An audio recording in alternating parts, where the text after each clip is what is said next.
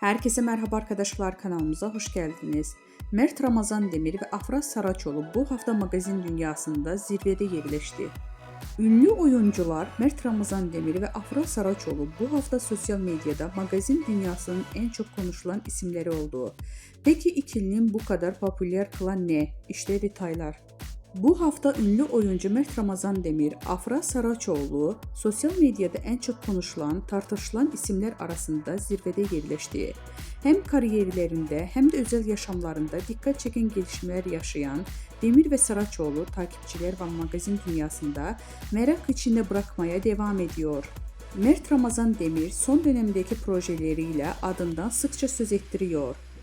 Genç oyuncu son olarak bir dizi projesinde başrollerini oynayarak büyük bir çıkış yakaladı.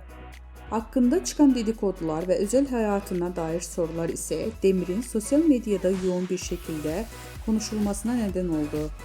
Öyle ki Demir'in hem sahnede performansı hem de gizemli özel hayatı hayranları tarafından büyük bir